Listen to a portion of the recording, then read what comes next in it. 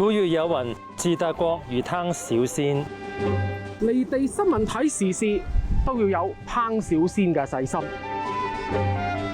我哋唔單止嚟自多倫多，更有嚟自全球各地嘅嘉賓，包括溫哥華、洛杉磯，仲有好多其他地方。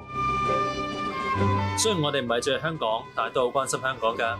希望我哋可以用國際時事做一面鏡，思考我哋嘅未來。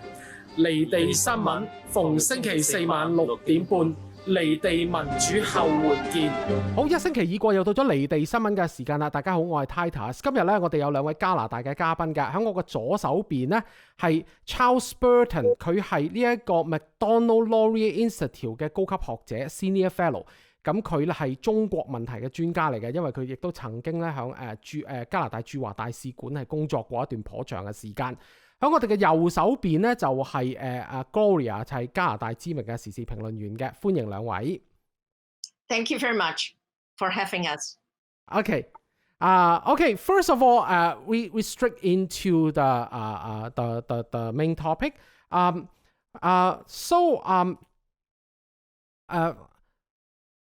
Yesterday we have the phone speech, and then Justin Trudeau have a 6:30 special address to the nation, and well, certainly there's a lot about COVID-19, about 武漢肺炎, but but what we are talking here is not only about COVID-19. We also talk about the Canadian government's the foreign policy towards China. That's why we invite both of you here. And in the front speech as well, the address, there's only two occasions talking about China. First of all, in the phone speech, it is mentioned that the two Michaels, Michael Kovik and Michael Spavor, must be brought home. And then after Justin Trudeau's address, in Aaron O'Toole reply to Justin Trudeau's address, he talked about the trade with China. He said, "It's not only we are not only need free trade, we also need fair trade." So it is not much about China, but there are 2 points squeezed into this whole thing. What does that mean about our Canada's policy on China? Maybe we start with Charles. Well, thank you very much. You know, the Liberal government has recently given some indication that they are resetting the government. The Canadian Foreign Minister, Mr. Champagne, has indicated that China of 2020 is not the same as the China of 2016, and therefore the government's policy towards China has to be readjusted. Specifically, he has suggested that the government is considering some safe harbor provisions for people in Hong Kong who may be subject to political persecution under the new national security law, being able to come to Canada under conditions comparable to what's being done by Australia. And of course, the British national overseas passports are being, the terms of those passports are being readjusted to allow holders of that kind of documentation to seek employment in the United Kingdom. So, you know, there is some indications of that, and the foreign minister has alluded to considerations over the Justice for Victims of Foreign Officials, Corrupt Foreign Officials Act, our Magnitsky list, that there might be some Chinese officials who are complicit in human rights abuses in Xinjiang, or complicit in the violation of the Sino-British Joint Declaration in Hong Kong, being subject to sanctions with regard to their access to Canada and seizing of their assets in Canada. Both of those things the government says they're considering, but they've been considering a lot of things over a very long period of time. The Canadian government decision over the Huawei 5G technology has been ongoing for seemingly years. And so one wonders about the sincerity of the statements that there will be a genuine reset and a consideration of how we can more effectively engage with China in the Canadian national interest. The other aspect is that China policy is a major component of Erin O'Toole's future election platform.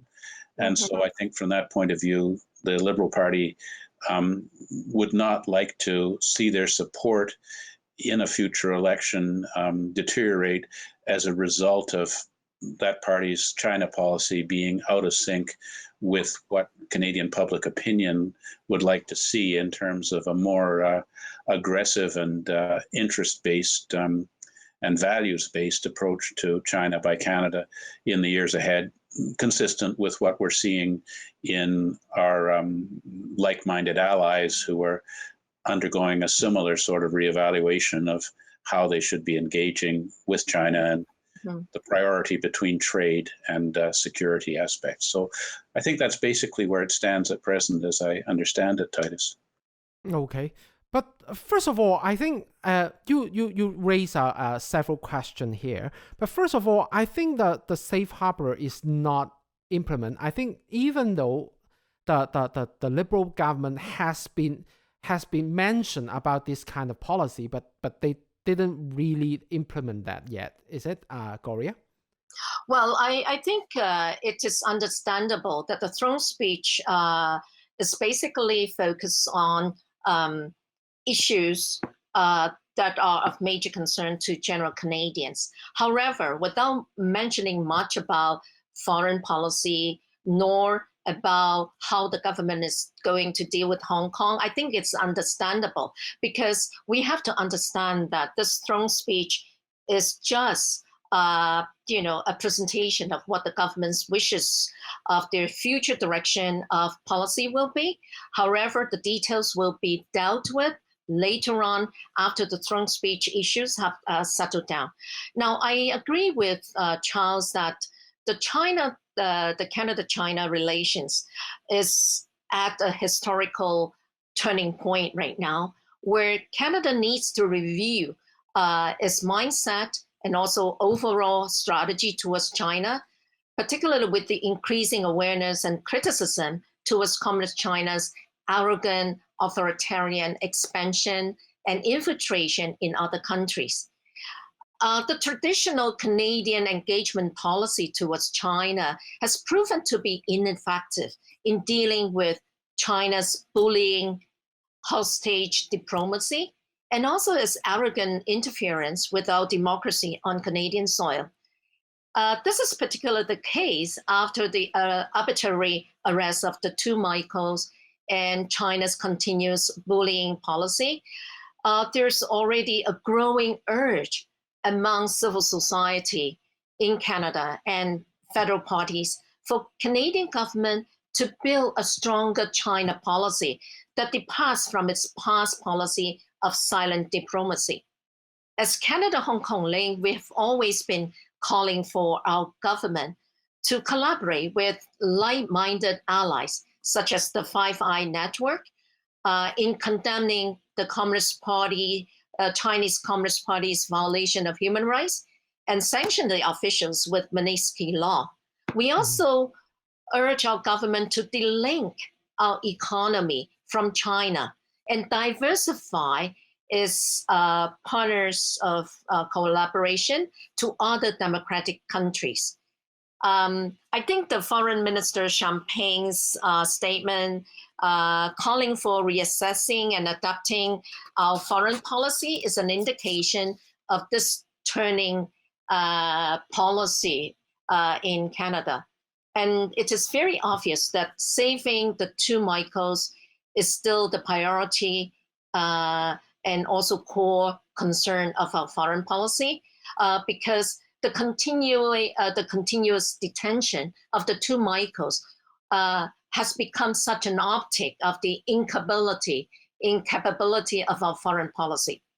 But there's a meeting, however, we need to know that there's a meeting of mind of all opposition parties for the Special Committee on Canada-China relations to be resumed in October. and also have our government to act on the recommendations put forward by the various witnesses. In a recent meeting with one of the key Liberal committee members, he has already indicated to us that he's in agreement that the special committee meeting should be resumed. So this is good news for all of us. And we believe the Hong Kong issues, as well as other more detailed China policy issues, will be brought back to the table as soon as the special committee meeting is resumed. And this is particularly the case with the Safe Harbor program to protect Hong Kongers under imminent risk of political persecution and the sanctioning of the Chinese and Hong Kong officials. Okay, so the second thing I realized is that right before in between the prorogation, Globe and Mail actually published several articles. One of those actually talking about Mr. Champagne, the foreign minister, saying that, okay, the free trade agreement is not our first priority anymore, and saving the two Michaels are the first priority. It is also reflected in the front speech, but it seems that saving two Michaels are just it's just one policy. It's not like the whole brand of foreign policy paradigm shift about China. What do you make of that, Charles? Well, I think that clearly there are significant Canadian corporate forces who have lucrative connections with the Chinese Communist business networks, who have considerable influence inside the senior levels of power in Canada. I mean, it's natural that major corporations which promote Canadian prosperity and engender employment should be something that our decision makers pay attention to. But there does seem to be a movement by the business partners of Canadian companies who come from the business partners who are associated with China, who are therefore under the leadership of the Chinese Communist Party, to associate the opportunities for trade and investment with China with the Canadian government complying with China's other demands, such as agreeing to export of high tech or agreeing to Chinese state investment in key Canadian sectors, and not enacting legislation comparable to that of Australia of the Foreign Influence Transparency Scheme Act that would demand that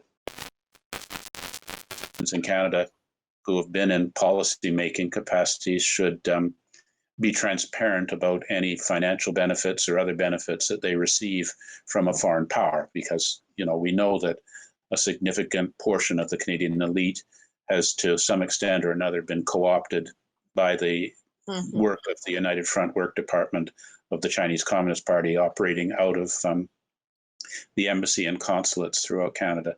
So I think from that point of view, there is concern. In terms of the special committee, the special committee will only be reconstituted if the Liberals and one of the opposition parties agree to reestablishing it. And based on the experience of a few months ago, it's possible that the NDP would not support the committee being brought back. Moreover, the report that the committee is preparing on Hong Kong can only be released if the new committee, if the membership of a reconstituted common special committee on Canada-China relations agrees. So, it's possible that, as you say, Titus, that much of this is lip service, and that we're not seeing any significant change in policy by the government yet, but simply the government attempting to accommodate concerns among Canadians, most Canadians, who feel that our China policy is not serving the overall interests of Canada. So, it's still too soon to say, but obviously statements are nothing like actual action. And in terms of the safe harbor provisions, these would be very easy for the government to implement if there was the political will to do so. But we've now had this national security law enacted in Hong Kong since last July the 1st. We're now heading into October in Canada, and I don't see any movement towards the government actually realizing their commitment to enact this sort of legislation. So I guess I'm still a bit skeptical about what's actually going to go on. It's possible that we'll only really see genuine change if there's a change in government. But even then, the corporate forces that encourage the government to engage in appeasing policies towards China are very strong. And they're not necessarily simply associated with one political party. It's a systemic issue inside Canada altogether. Yes. A lot of those people who, for example, signed the 19-person letter suggesting that Meng Wanzhou should be released immediately were in fact members of the Conservative Party, not simply members of the Liberal Party. So I see it as a very complicated situation. And I think that it's important that Canadians should demand that our government be more accountable for what China is doing in our country and enact the appropriate legislation and give our security agencies the funding and the resources to be able to meet the challenge of China and try and work together with our allies to come up with some way to disincentive the Chinese government from engaging in behaviors in diplomacy and trade which are in gross violation of the UN Charter and the principles of the World Trade Organization. So, there's a lot there to unpack, but I think it's incumbent on Canadian citizens to make sure that our government is acting in the interests of Canada and not in the interests of a foreign country. About the committee, I just want to make sure you mentioned about the NDP will not agree to restart it, something like that. Is it? Am I listening it wrong or something? Well, what happened after the COVID, after the suspension of Parliament due to the COVID-19 crisis, the Conservatives wanted to reestablish to start up the hearings of the Special Committee on Canada-China Relations, and the NDP and the Greens voted against that. And I believe that was probably part of a larger agreement between the Liberals and the opposition parties. And so we don't have any indication yet that we wouldn't see the same thing now, because the committee no longer exists. It has to be reestablished through a vote of the majority of the members of the House of Commons. And we don't know what goes on in terms of the sort of horse trading between parties that could result in a motion on the part of the Liberals and the part of the Conservatives to establish a new China committee behind the closed doors. So I think that the Liberals who served on the committee over time, having heard the evidence from the witnesses, became more convinced about the urgency of the government considering seriously new China policy. But that's not necessarily reflective of the government as a whole. And moreover, even if these reports are issued, there's a requirement that the government respond to a report of a parliamentary committee, but they don't have to adopt the recommendations. We had a Commons committee on Hong Kong in 2015, it made many very important recommendations based on very compelling testimony from Martin Lee and Nathan Lau and Joshua Wong and Audrey Yu and many of the Anson Chan, many of the most distinguished and articulate voices on behalf of Hong Kong urged the Canadian government to take the Hong Kong situation much more seriously. Didn't make any difference. No, the government did not adopt any of those recommendations that came out of this parliamentary committee. So, it's there are a lot of unknown factors here that we still have to see borne out. Okay, so it is pretty interesting because you talk about NDP does not agree to reopen the committee, but during the summer, the three other parties other than Liberals actually did have some kind of statement talking about China. NDP is the strongest among the three, and NDP said that need to work with the international community and our allies to build a united force to hold China to account. Also saying that by using regular immigration, family reunification, the refugee system or special measures, and in cooperation with other countries, the Canadian government must do what it can to help these in danger as a result of the new law. So, what do you make of that? Maybe Gloria? Yeah. I think I agree with Charles that the Chinese Communist Party has been, using a very strong lobbying team to lobby our government to continue with this engagement or silent diplomacy towards China. And this is a particular case after the civil society, including us, right, have advocated for a safe harbor program to protect Hong Kong people who are under imminent risk of political persecution in Hong Kong, and also to sanction the Chinese and Hong Kong officials violating human rights.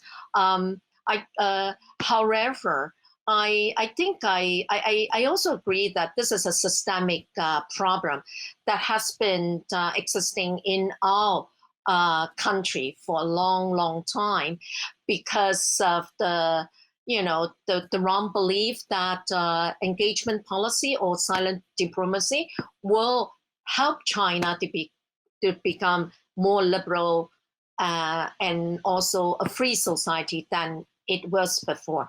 But all of these have proven to be incorrect. So I think we are already at the turning point that we need to change. And even in terms of all the opposition party, I also see some, very interesting change in the position.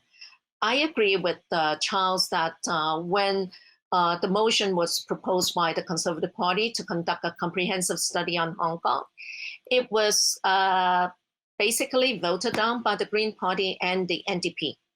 But as a result of our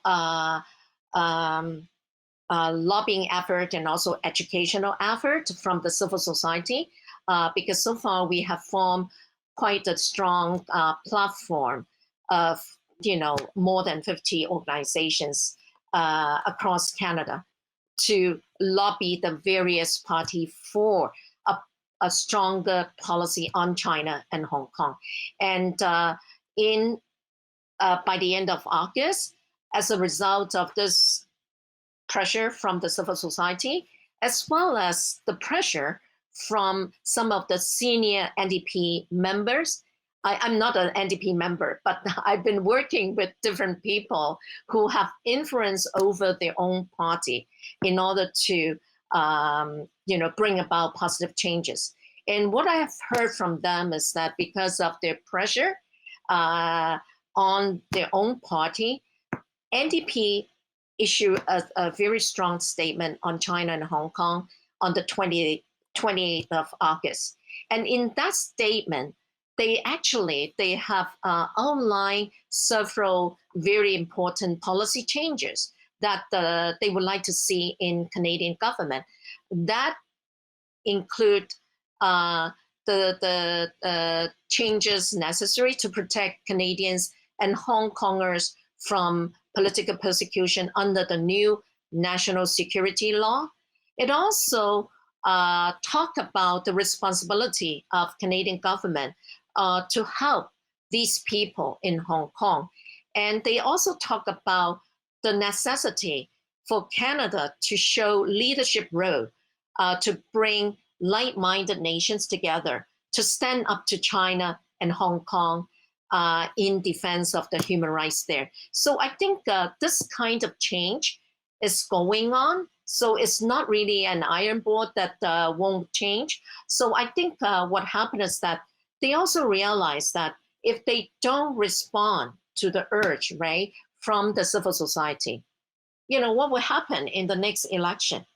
Particularly ever since early this year, I think as a platform of, cross-Canada organizations concerned about Hong Kong and China, we have been doing a lot of groundwork, organizing work in swing ridings across Canada. I think a lot of parties, federal parties, are also aware of that. So they need to understand if they don't turn their words of deep concern into concrete action, they are not going to gain our votes. And I think that is the reality that they have to face. So I do see changes in some of the parties. Okay, Charles, what do you make of that? Especially, well, you talk about Gloria talk about the votes or things like that. But if it is a systematic problem, will it be possible to change, even though the voters will have an opinion about China? Well, as Gloria said, this has been going on for a very long time, and the public opinion polls, which show that Canadians, only about less than 20% of Canadians have a positive feeling towards expanding Canada-China relations, are very much at odds with our government's policy, which seems to be in many ways, if we can resolve the Meng Wanzhou situation, we can go back to the way things were before in terms of prioritizing the promotion of Canadian prosperity through trade and investment with China against the security and human rights concerns that are so significant in the relationship. But you do see a spread. I mean, if you look at the National Security Law, Article 38, that Gloria was alluding to, this allows for persons who have made statements about Hong Kong abroad, possibly being subject to prosecution in Hong Kong and transmission to China, to become, under similar circumstances of what we know about Michael Kovrig and Michael's favor, although we haven't had any consular visit with Mr. Kovrig or Mr. Svaver since January, and frankly, we don't know what their circumstances are. Anyway, leaving that aside, my family are immigrants from a small country in the Caribbean called Barbados. Barbados in Chinese, very small country, 14 by 21 miles. I looked up on the Barbados government website. Barbados has an extradition treaty with China. Is it conceivable that, I go down to visit family in that small country, and China, under Article 38, demands that Barbados detain me and extradite me to China for facing charges under this law? Barbados enjoys significant investment from China. A lot of people in Barbados are learning Mandarin. Port facilities are being upgraded. If the Chinese government made such a request of that country, would they respond to it? What about Thailand? I mean, even before this law, Thailand was cooperating closely with the Chinese Ministry of State Security against persons who come from China, specifically Uyghurs, and of course, who could forget the case of Gui Minhai, the Swedish bookseller. Is the Chinese reach such that Canadians in third countries could be subject to risk under Chinese legislation. I think that this is the kind of thing that really should turn the page in our government over a genuine reset of the nature of our relationship with China. We need to, on the one hand, disincentivize the Chinese government from violating the international rules-based order, and we need to get absolutely clear that the Chinese government will respect the foreign nationality of people with Canadian citizenship, whether it be the 300,000 Canadian citizens currently resident in Hong Kong or Canadian citizens who travel to third countries. We shouldn't allow the Chinese regime to exercise some form of sovereignty over people who are not Chinese. Mm-hmm. Mm-hmm. Yeah. I think that is also one point that is very important in addressing the systemic problem of our country in showing the unjustified, friendliness to China. I think historically, China has been, using its soft and sharp power in infiltrating, manipulating, or even intimidating and harassing all Canadians' freedom of expression on Canadian soils. I think it's about time for us to revisit our policy towards China and Hong Kong, from a very comprehensive perspective. And at the same time, we also need to, formulate legislation that address to some of these problems occurring on Canadian soils, such as the undue influence from the Chinese embassy, United Front organizations, as well as the mainland Chinese international students. I think we need to provide tools for RCMP, for CSIS, for our government to take action against people who have violated their well-justified jurisdiction on Canadian soil. Yes, it's time's up. So, this is the first the part one. So, in part two, our discussion will go on with about also the Chinese influence in Canada. We probably didn't talk about it that much yet. And then we also talk about the other two opposition party, the Conservative and Greens statement on China as well. Finally, in the final part, we probably will talk about liberals, because liberal has a very obvious change in policy about China. So why is it happening? So in the next part, we'll talk about that. 咁喺下一節咧，我哋翻嚟同大家一齊再傾過。